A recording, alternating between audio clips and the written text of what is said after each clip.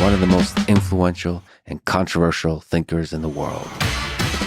He is known as one of the world's leading experts on economic development. One of the most famous political scientists in history. We're talking about moral and political principles here. I would suggest that all four wars could be ended quickly. Great power politics is now back on the table. If we are anything as a world community, we have to implement what we've said.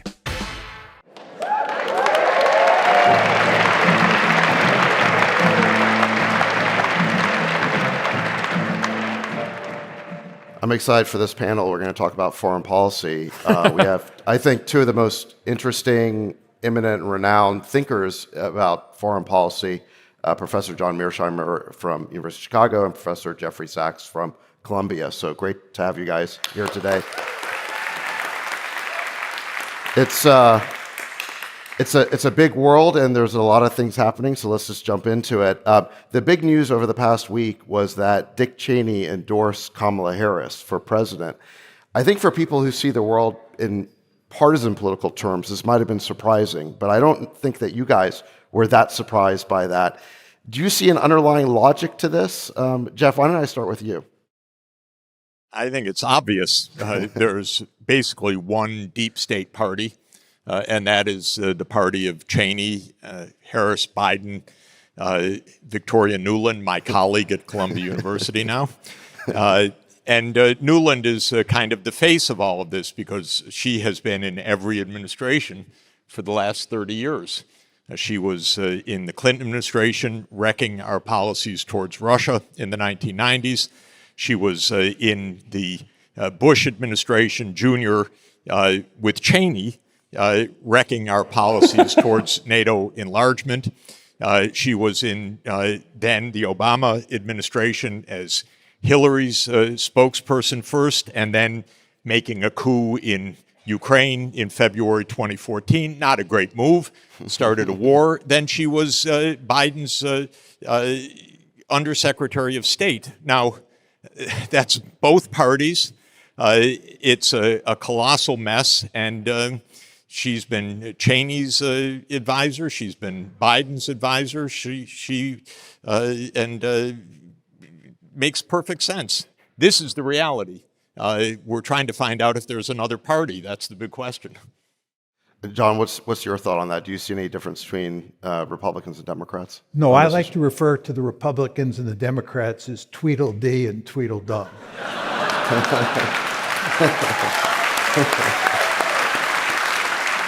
There's hardly any difference. I actually think the one exception is that former President Trump, when he became president in 2017, was bent on beating back the deep state and becoming a different kind of leader on the foreign policy front. But he basically failed.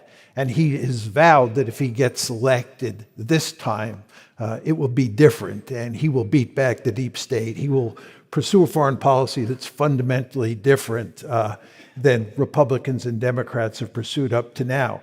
And the big question on the table is whether or not you think Trump can beat the deep state and these two established parties. And I'd bet against Trump. John, and Jeff, but let's start with John.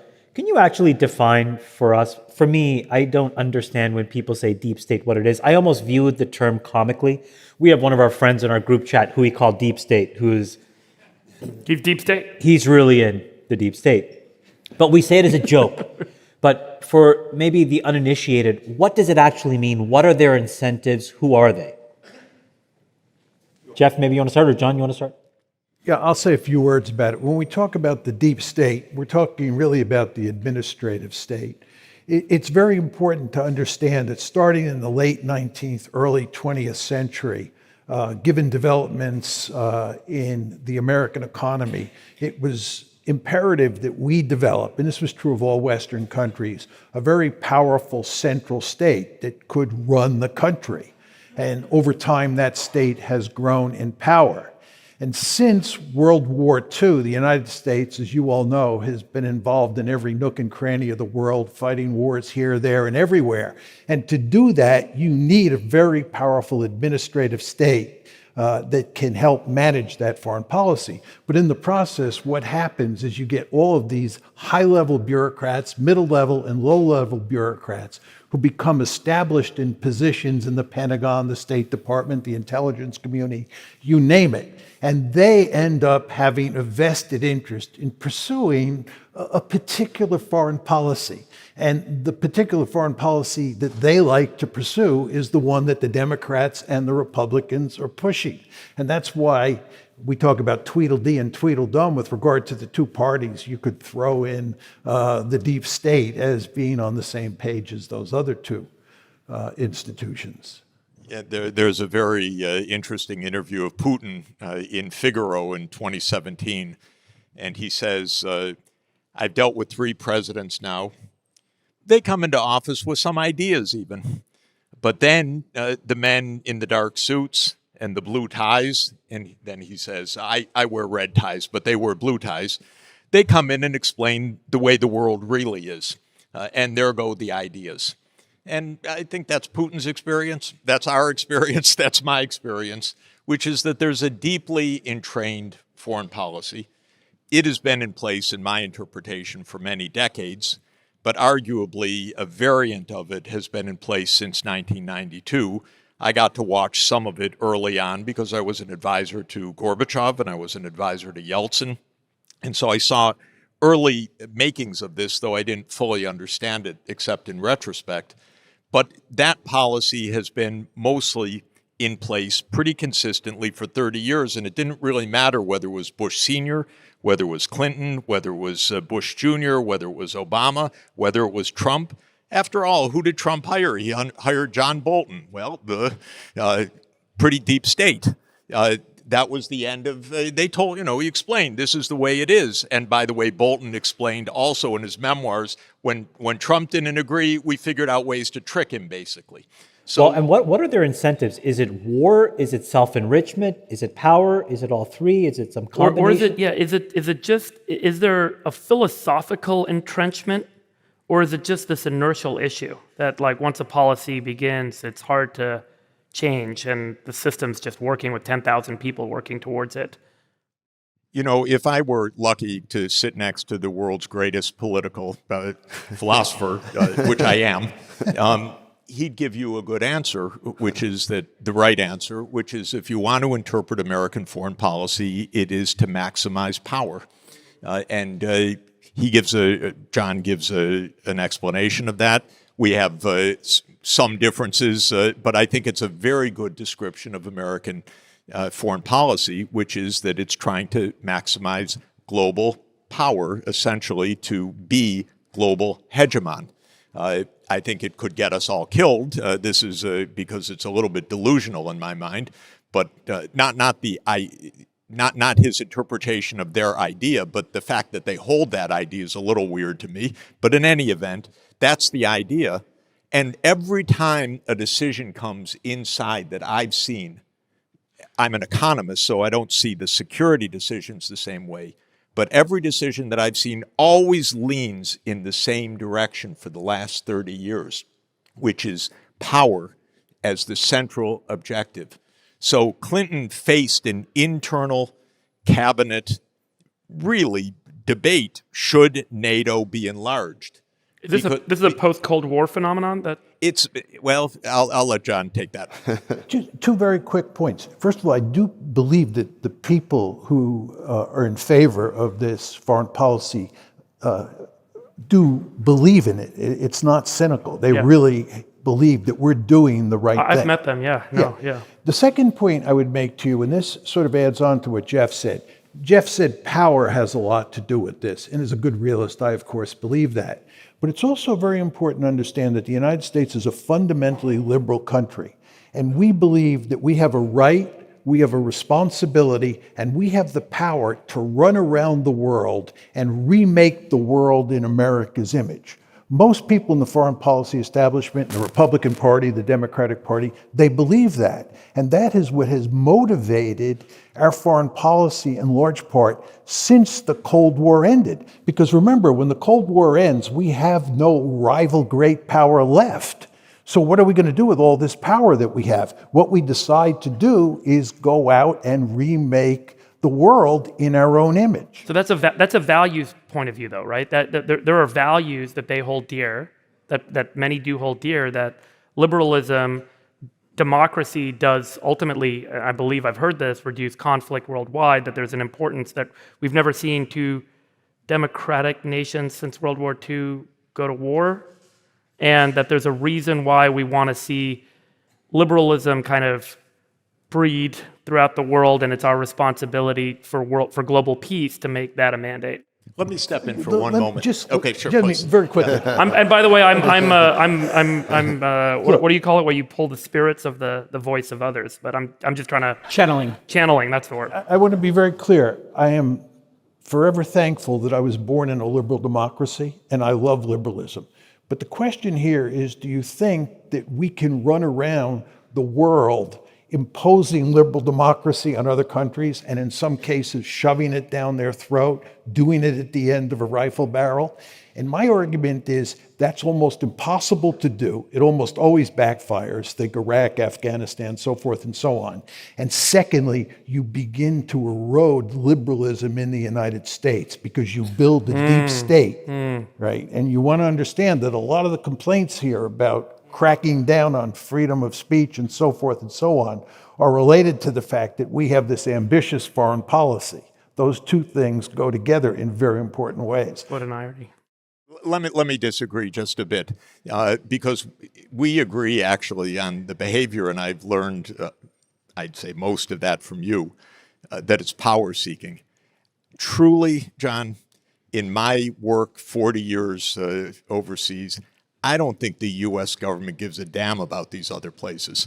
I don't think they really care if it's a liberal democracy, if it's a dictatorship. They want the right of ways. They want the military bases. They want the state to be in support of the United States. They want NATO enlargement.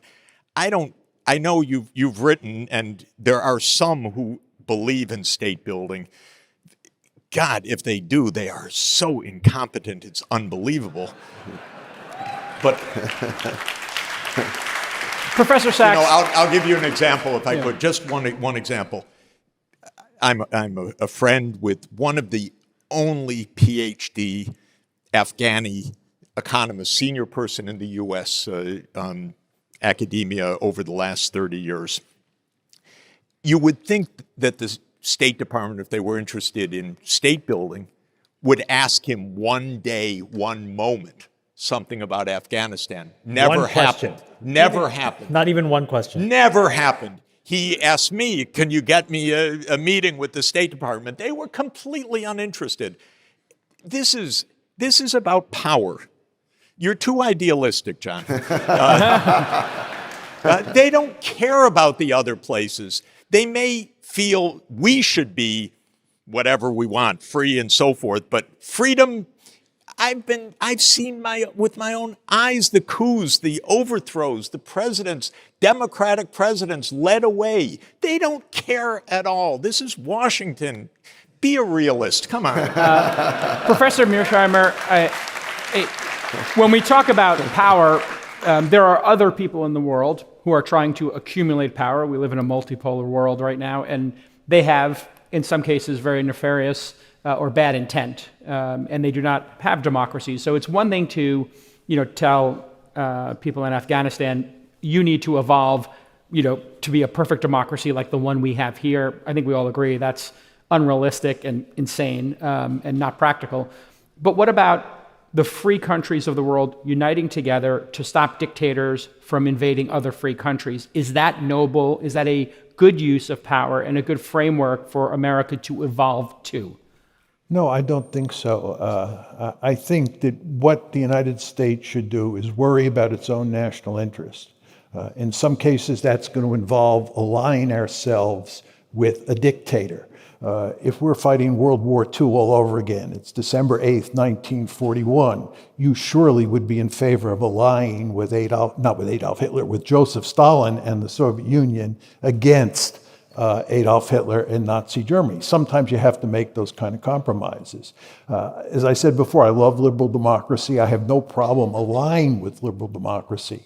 But when you begin to think in the terms that you're thinking, you end up with an impulse to do social engineering around the world. And that gets you in all sorts of problems. Well, what I'm proposing is when dictatorships invade other countries, then we take action. It depends. To maybe defend them. It depends. Yeah, of course. Yeah. I mean, when Russia invades Ukraine, basically what you're saying is you want to go to war on behalf of Ukraine against Russia. Are you in favor of that? No, I would say diplomacy would obviously be what we'd want to exhaust. But if they do roll into other free countries, I think there's an argument for the free countries of the world to get together and say, to dictators, we're not going to allow this. Could I come in here?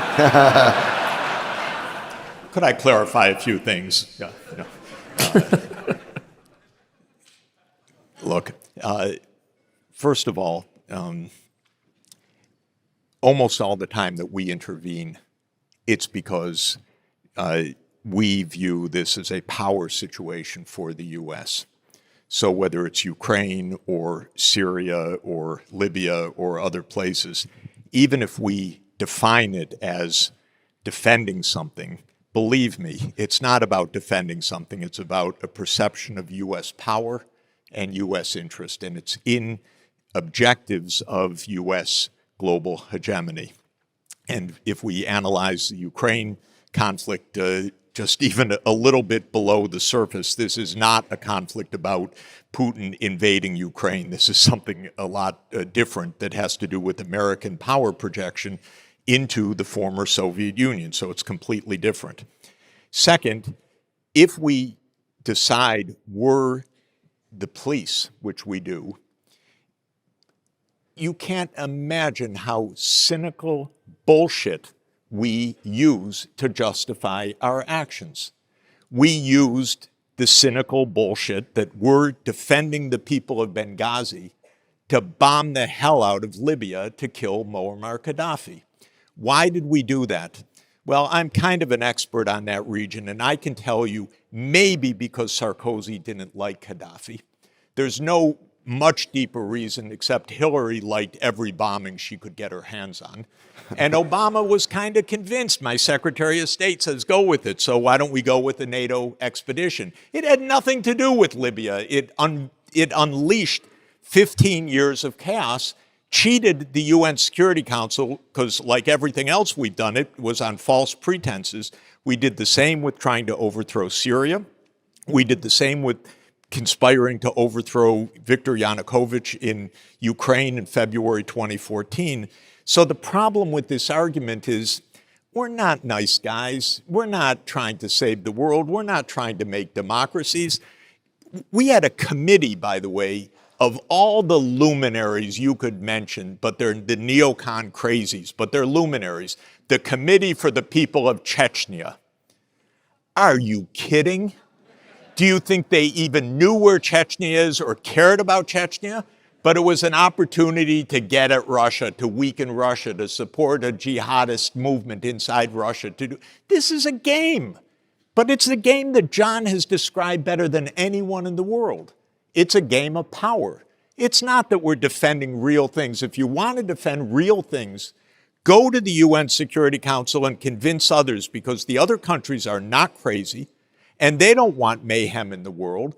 But we play games, so they say, that's a game, Iraq, which was obviously a game before we went in. It was obviously Colin Powell could not move his lips without lying that day. Obviously. And so they said no.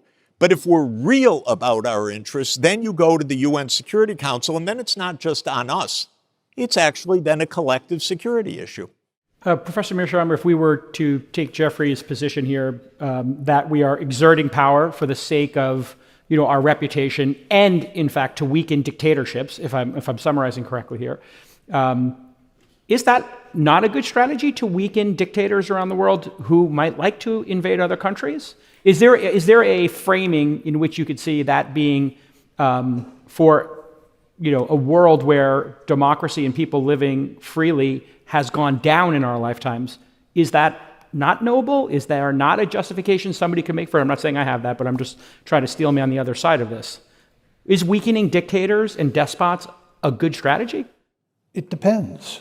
Well, let's talk about the two that we have, Xi Jinping, I think you wanted to get to eventually, and then Ukraine and Putin. Are these people worth trying to, contain or even weaken? Well, in terms of China, I'm fully in favor of containing China. Okay, so containment check. Okay, it's containment. I'm not interested in regime change. I'm not interested in trying to turn China into a democracy. Not going to happen, yeah. Not going to happen. We tried it, actually, and I thought it was foolish to even pursue a policy of engagement toward China.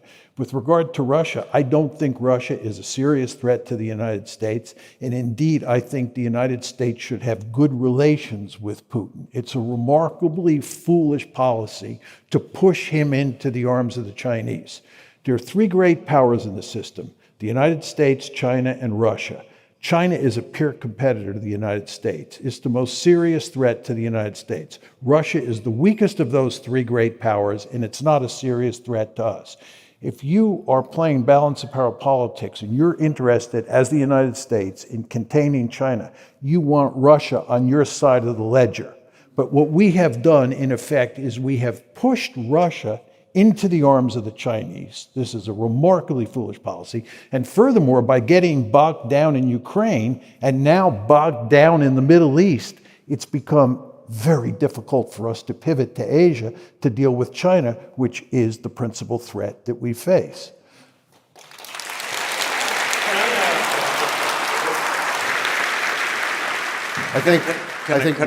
David, could I just say, 2/3 right, perfect. So you gave him a B or B plus? A minus. I'd always give him an A minus. Oh, that's that great inflation? I just wanted to add a footnote, which is that China's also not a threat. It's just not a threat. Well, I mean, we're going to get to it. China's a market. It's got great food, great culture, wonderful people, a civilization 10 times older than ours. It's not a threat. Well, as an economist, can you talk about the impact of a cold or hot conflict with China from an economic perspective, given the trade relationship? Yeah, it would wreck California, for one thing. It would destroy the economy that you guys are making completely. This economy has been the biggest beneficiary of China's rise probably in the whole world. So it's crazy. Maybe if you're really worried about whether a worker in Ohio has a particular job on a particular assembly line, then you can be anti-China. If you're worried about the tech industry, about California, about peace and the future, you should be pro-China. That's all. So why has it become so universal to assume that we are already in a state of conflict with China on not just party lines, but like almost any spectrum you could kind of like consider? Because John said it exactly right, and he predicted it better than anyone in the whole world in 2001. He said, when China becomes large, we're going to have conflict, because that's John's theory. And it's right as a description of American foreign policy, that we are for power, they are big, therefore they're an enemy. They're an enemy of our aspiration to global hegemony. Thucydides trap, Thucydides. Well, let's let John jump in here. Do you want me to? Is it okay if I talk about this? Yeah. I mean, I think that. Well, it's interesting. I mean, you and Jeff, I think, arrive at similar conclusions about Ukraine, but different ones on China, right? Because Jeff is an economist, and I think sees the world in fundamentally positive some ways based on the potential for trade, economics, basically. Whereas you see the world as more of a zero-sum game based on the balance of power. Why don't you just explain that difference? Okay. It is very important to emphasize, as David was saying, that Jeff and I agree on all sorts of issues, including Ukraine and Israel-Palestine. But we disagree fundamentally, as he just made clear, on China. And let me explain to you why I think that's the case, and then Jeff can tell you why he thinks I'm wrong. It has to do with security, whether you privilege security or survival, or whether you privilege prosperity. And economists, and I would imagine most of you in the audience, really care greatly about maximizing prosperity. For someone like me who's a realist, what I care about is maximizing a state's prospects of survival. And when you live in an anarchic system, And in IR speak, that means there's no higher authority, there's no night watchman that can come down and rescue if you get into trouble. And this is the international system. There's no higher authority. In that anarchic world, the best way to survive is to be really powerful. As we used to say when I was a kid on New York City playgrounds, you want to be the biggest and baddest dude on the block. And that's simply because it's the best way to survive. If you're really powerful, nobody fools around with you. The United States is a regional hegemon. It's the only regional hegemon on the planet. We dominate the Western Hemisphere. And what China has begun to do as it's got increasingly powerful economically is translate that economic might into military might, and it is trying to dominate Asia. It wants to push us out beyond the first island chain. It wants to push us out beyond the second island chain. It wants to be like we are in the Western Hemisphere. And I don't blame the Chinese one bit. If I was the national security advisor in Beijing, that's what I'd be telling Xi Jinping we should be trying to do. But of course, from an American point of view, this is unacceptable. And we do not tolerate peer competitors. We do not want another regional hegemon on the planet. In the 20th century, there were 4 countries that threatened to become regional hegemons like us: Imperial Germany, Imperial Japan, Nazi Germany, and the Soviet Union. The United States played a key role in putting all 4 of those countries on the scrap heap of history. We want to remain the only regional hegemon in the world. We are a ruthless great power. Never want to lose sight of that fact. And the end result of this is you get an intense security competition between China and the United States. And it revolves around the concept of security, not prosperity. I think this is... Just very quickly, what you see beginning to happen is that it's in all domains where the competition takes place, especially high tech. We do not want them defeating us in the high tech war. We are competing with them economically, we are competing with them militarily. And this is because the best way to survive is for us, the United States of America, to be the only regional hegemon on the planet. So, Jeff, let me set it up for Jeff here. So, Jeff, you and John, I think, agree that the game on the board is power seeking. I think what John is saying is there are smart ways and dumb ways to pursue power. Containing China is a smart way. What we're doing in Ukraine is a dumb way. Whereas it seems like you're saying that all power-seeking behavior is bad. That's not the game we should be playing. We should somehow opt out of that. Is that kind of where you're going? It's not a bad way to say it, but I would put it in another way. I read a very good book, John's, and John described.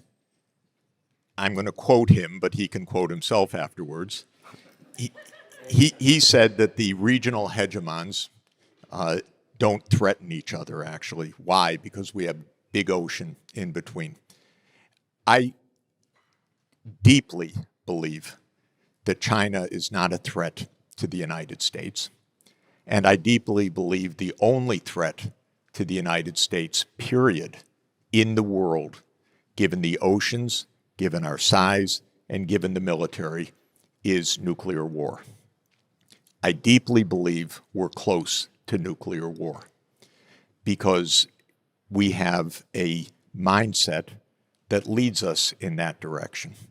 We have a mindset that everything is a challenge for survival and that escalation is therefore always the right approach. My view is a little bit of prudence could save the whole planet. So why I don't like Ukraine is that I don't see any reason in the world that NATO has to be on Russia's border with Ukraine. I was, as I said, Gorbachev's advisor and Yeltsin's advisor, and they wanted peace and they wanted cooperation.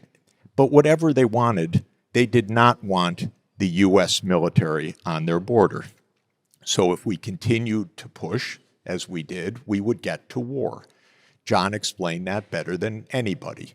We're now at war, and even this morning there is further escalation.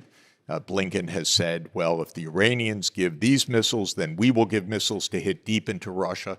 This is a recipe. And then we had Bill Burns, the CIA director, say last week an absurdity that he knows, but CIA directors never tell the truth. If they do, they lose their job.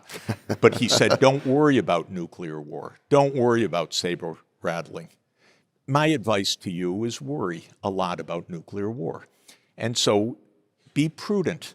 You don't have to put the U.S. military on Russia's border, okay? And my advice to Russia and to Mexico, when I'm going to Mexico tomorrow, I'll give them a piece of advice. Don't let China or Russia build a military base on the Rio Grande. Not a good idea for Mexico. Not a good idea for Ukraine. Not a good idea for Russia. Not a good idea for China. Not a good idea for the United States. We need to stay a little bit away from each other so that we don't have a nuclear war. By the way, I do recommend another good book, and that is Annie Jacobson's Nuclear War, A Scenario.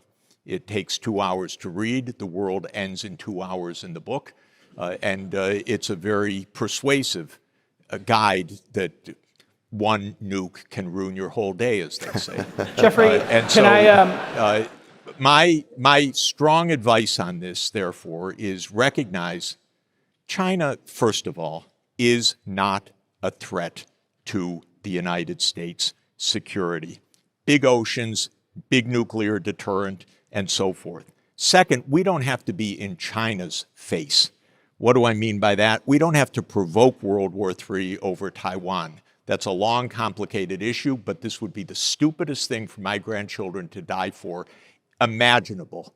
And I resent it every day when we play that game. We have 3 agreements with China that say we're going to stay out of that. And we should. And then China would have no reason for war either.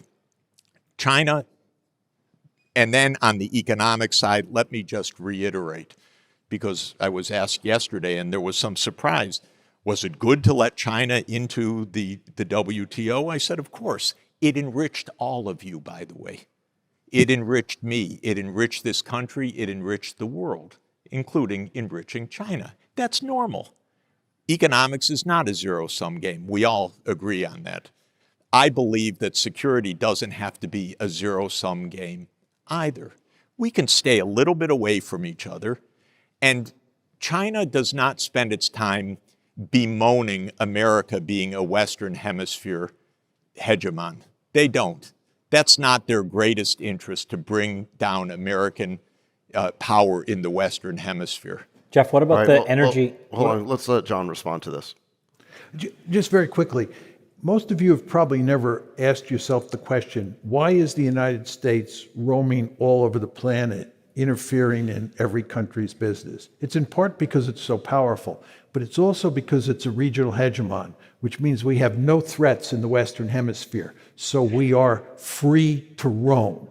The great danger, Jeff, if China becomes a regional hegemon and doesn't have to worry about security then concerns, they behave like us, yeah. Then they behave like us. Can't That's we do exactly better? right. But my point to you, Jeff, is let's prevent that from happening by preventing them from becoming a regional hegemon. We don't want them to have freedom to roam. You were talking about them putting military bases in Mexico. Yeah. That's our great fear. It's not my great fear. They have no interest in doing so because they don't want to get blown up either. So they do seem to have a big interest, Jeff, in Africa, India, Russia, and they are. I'm sorry, say it again. China has a major doesn't interest. have military bases there. Well, they're building nuclear power plants and trade, and they're building debt that's a loads big difference. with those I'm all countries. in favor of that. Let's go compete that way. I'm all in favor of that. But Jeff, that's because they're not a regional hegemon yet. Yeah, if you try to prevent them from being a regional hegemon, we're going to end up in World War III because, as you say yourself, that this can absolutely spill over into war. I don't want it to spill over into war on the theory that maybe someday they behave differently. That's not a good theory for me, that part. So, John, can we contain China, prevent them from becoming a regional hegemon without directly defending Taiwan? I mean, isn't that where the rubber meets the road? No, it's not just Taiwan. I mean, one could argue there's sort of three flashpoints in East Asia that you folks should keep your eye on. One is obviously Taiwan, two is the South China Sea, and three is the East China Sea. And I think, David, that the place where a conflict is most likely today is not over Taiwan. I could explain why I think Taiwan is not a serious problem at the moment or for the foreseeable future. The South China Sea is a very dangerous place. We could end up in a war, for sure, even if we did not defend Taiwan. So Taiwan, you don't want to overemphasize. I agree with Jeff that we definitely don't want a war, and we certainly don't want a nuclear war. And he is absolutely correct that there's a risk of a nuclear war if a war breaks out of any sort between China and the United States. Many of us in the audience remember the Cold War, and this was an ever-present danger in the Cold War. But my argument is that this is inevitable, because in a world where you don't have a higher authority and you care about your survival, you have a deep-seated interest, as any state in the system, to be as powerful as possible. John, and that means dominating your region of the world. There is one player on this chessboard that hasn't come up yet, and maybe we could skate to where the puck is going. You know, when you talk about the South China Sea, okay, sure, South Korea, Japan, Australia, all of those major players there, they're just a couple of 100 million people. But then China is in population decline. Xi apparently is self-destructing in terms of trade. Seems like containment's working pretty well there because of all the self-inflicted wounds.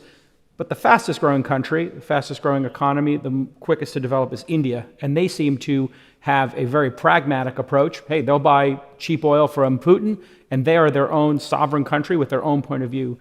Would we not be really well advised over the next 10 to 20 years to make that our priority and India's role in this? How do you look at them? Well, we definitely view India as an ally, right? It's part of the Quad, which is this Rube Goldberg type alliance structure that we put together in East Asia that includes Australia, Japan, the United States, and India. And India is smartly maintaining its good relations with Russia. The Indians understand, like Jeff and I do, that the Russians are no great threat. But from India's point of view, the real threat is China. Right. And there are two places where India cares about China. One is on the India-China border up in the Himalayas, where they've actually had conflicts, right? And there's a real danger of war breaking out. The second place, which is maybe even more dangerous, not at the moment, but will be over time, is the Indian Ocean, because the Chinese are imitating the United States. They not only want to be a regional hegemon, they want to develop power projection capability. So the Chinese are building a blue water navy that can come out of East Asia, through the Straits of Malacca, through the Indian Ocean to the Persian Gulf. And once you start talking about going through the Indian Ocean, the Indians get spooked. Right. And that's when the Americans and the Indians come together. Okay, let's think of this from an engineering point of view, if we could. Why are the Chinese developing the Navy? Because for 40 years, I've read essays on all of the choke points in the South China Sea, the East China Sea, the Indian Ocean against China. That's our policy, choke points. Look at the Malacca Straits. Look what we can do here. First island chain. This is American strategy. Can we keep the Chinese submarines out of the Pacific Ocean? First island chain, and so forth. So, of course, they react. They're rich. They're going to build a navy so that they can get their oil on which their economy runs. Can we be a little bit sensible with them and decide how we're not going to have choke points, and then we don't have to have a nuclear war, which is really going to ruin our day? That's the point. We can think a little bit. We can understand it from their perspective. We can understand it from our perspective. Deconfliction. By the way, I don't believe India is an ally. India is a superpower. India is going to have its own very distinctive interests, thank you. It's not going to be an ally of the United States. I happen to like India enormously and we're making our iPhones admire there. their policies, but the idea that India is going to ally with the United States against China, in somebody's dream. in Washington because it's another delusion in Washington because they should get a passport and go see the world and understand something. But Jeffrey, if they These we're are making our these are iPad- my if we're making our failed students iPhones- in Washington right now because they didn't listen to their professor. Jeffrey, we're making our iPhones in India now. Is that not And still significantly China. important? Say it again. We're moving iPhone production. Cooper, maybe Cooper, you're into economics here and that impact. You got Apple moving out of China. You've got Japan funding people leaving China to Vietnam and to India. Is that not the solution here? As we decouple from China, it seems like they come back to the table. We had Xi Jinping kick all the venture capitalists, all investment out of China. He got rid of all the education startups. And then, 2 or 3 years later, he's in San Francisco asking all of us to invest more money and saying, where'd you go? Okay, first of all, invite me back 10 years, then we'll see how smart all these decisions are. Because Xi Jinping's? it's incredible. No, I'm talking about, yes, we've moved to India. That's our great ally. And then we're going to have other issues. Well, and believe me. Vietnam, yeah. Okay. I think you said that Xi Jinping's trade policy is self-imploding or something. It seems like there's a lot of self-inflicted wounds. No, when it's you... not. Let me explain what the wounds are. Okay. The wounds are the United States' deliberate policy to stop you from selling things to China and to stop China buying things from you. That's not self-inflicted wounds. Oh, no, you're wrong This here. is a clear... You're wrong here. Wait He a minute. got Wait, rid just of- to say. Let me say, please. Yeah. Because this is very important for the economy of the people in this room. This is a decision that was taken around 2014 to contain China. And it's been systematically applied since then. And it's not a surprise that Biden kept all the things that Trump did and added more. And now Trump says, I'm going to do all the things that Biden has kept in place, and I'm going to do more.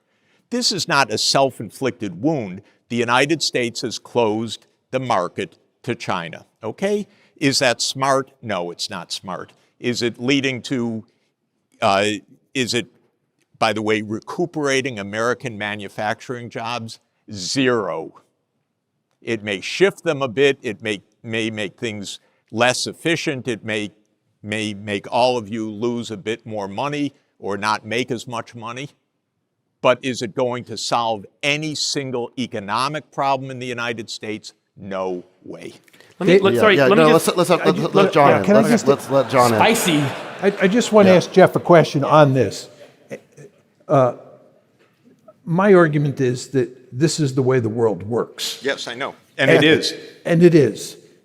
But if I'm describing how the world really works, how do you beat me?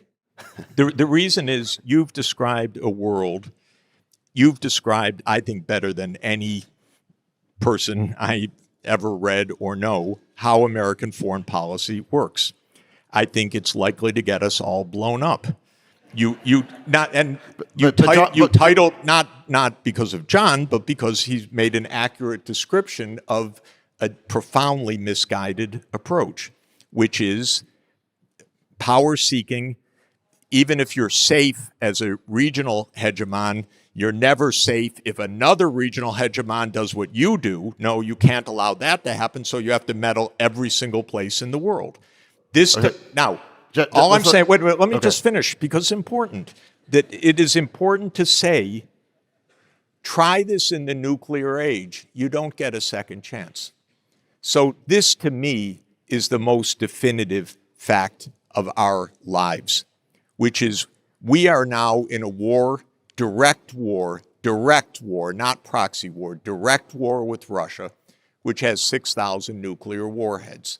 I can't think of anything more imbecilic than that, aside from the fact that I know step by step, because I saw it with my own eyes, how we got into that mess because we thought we had to meddle up to, including putting NATO into Georgia in the Caucasus, of all places, and Ukraine. So we made that because we have to meddle because we couldn't let good enough stand.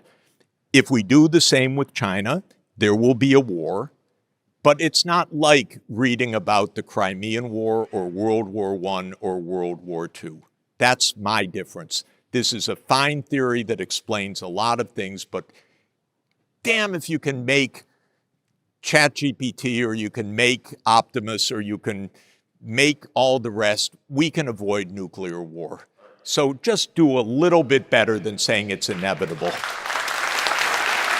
All right, so we only have a minute left, so I want to give it to John. I just want to ask. He had a question. I know, but we only have a minute left, and it's Sachs' We got to panel, add 5 minutes. so- This is the best panel I've We ever gotta- been on in my life. Can we just All add right, 10 5 minutes? minutes. We got to add 5 or 10 minutes. The best panel. Is this the best panel ever? Wait. I feel like Sorry, John I'm never had a calling an chance to audible. respond. We got 5 minutes. So before we leave this topic, John, your book is called "The Tragedy of Great Power Politics." You clearly understand the tragic aspect of how great power rivalry, great power competition can lead to disaster. What Jeff is saying is we're now in the nuclear age, and it's going to lead to nuclear war. So do we have to be on this path, or is there a way off of it? 2 points. In my heart, I'm with Jeff. In my head, I'm not with Jeff. I wish he were right, but I don't believe he's right. To answer your question head on, I believe that there is no way out. We are in an iron cage. This is just the way international politics works. And it's because you're in an anarchic system where you can never be sure that a really powerful state in the system won't come after you and inflict a century of national humiliation on you. So you go to great lengths to avoid that by trying to gain power at the expense of another power. And that leads to all sorts of trouble. Can war be avoided? I like to distinguish between security competition, which I think is inevitable, and war, which is where security competition evolves into war. I think war can be avoided, and we were thankfully successful in that regard during the Cold War. And hopefully that will be the case in the US-China competition moving forward. Can I guarantee that? No. Does this disturb me greatly? Yes.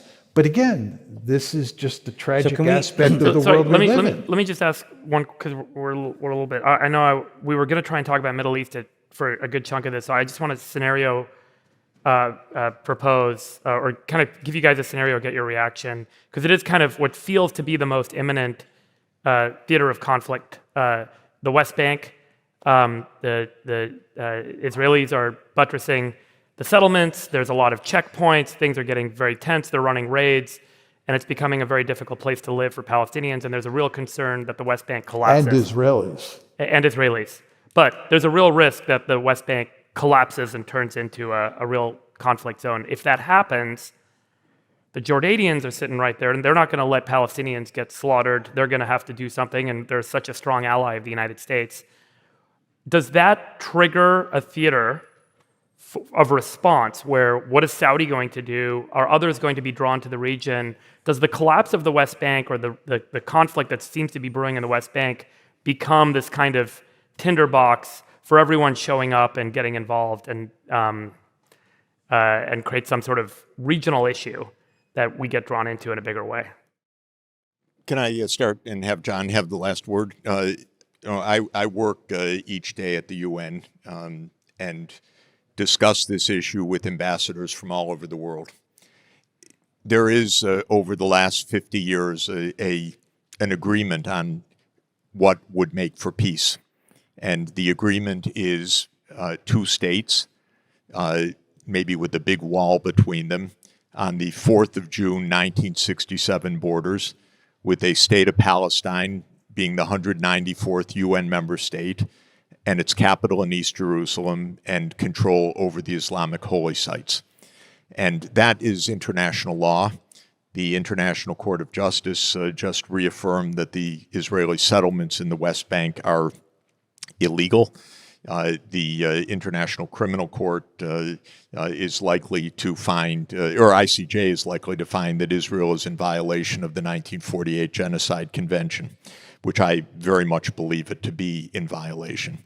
So my own solution to this is implement international law.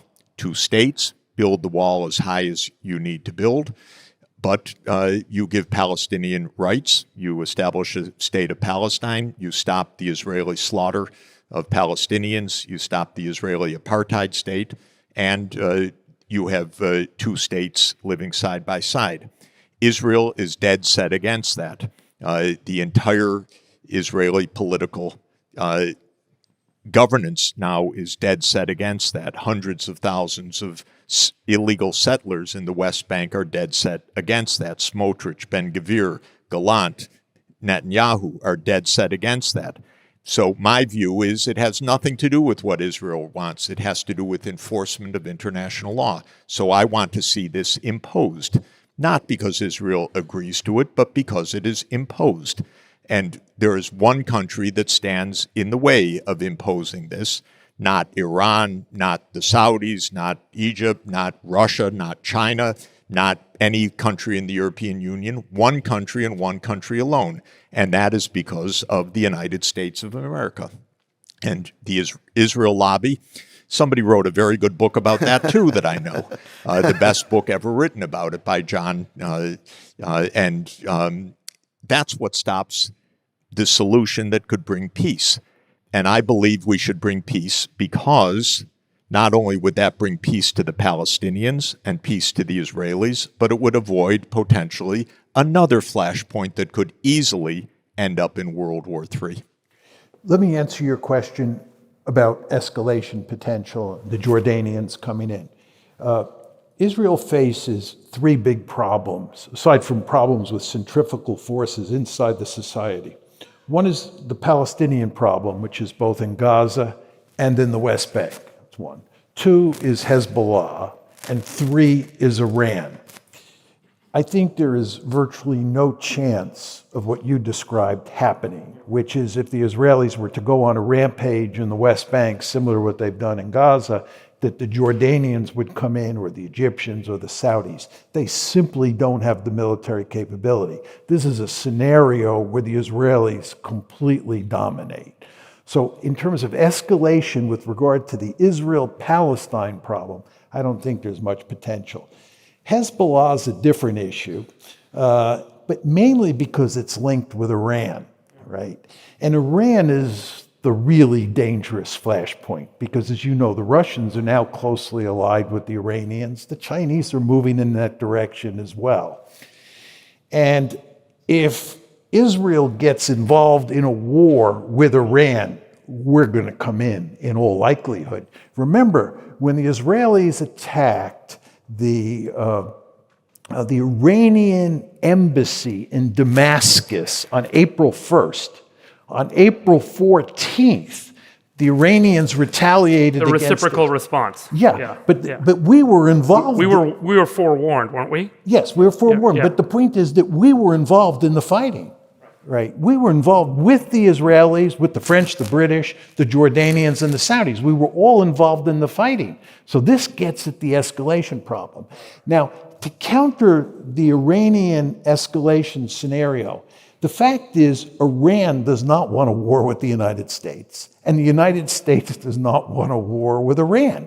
And it's the Israelis, especially Benjamin Netanyahu, who has been trying to sort of suck us into a war, because he wants us, the United States, to really whack Iran, weaken it militarily, and especially to go after its nuclear capabilities, because as you well know, they are close to the point where they can develop nuclear weapons. So the Israelis are the ones who want us to get involved in a big war with Iran. That's the escalation flashpoint. And the $64,000 question is whether you think the United States and Iran kind of colluding can work together to prevent the Israelis from getting us sucked in. That question will be answered based on the next, who leads the next administration. Well, if you believe that it matters who leads the next administration, that's true. On that note, take us out. Thank you. Let me just say, Jeffrey and John, now I know why Sachs will not stop talking about you two. This was the most amazing panel of the event so far. Give it up for Jeffrey Sachs and John Mearsheimer. All right. Wow.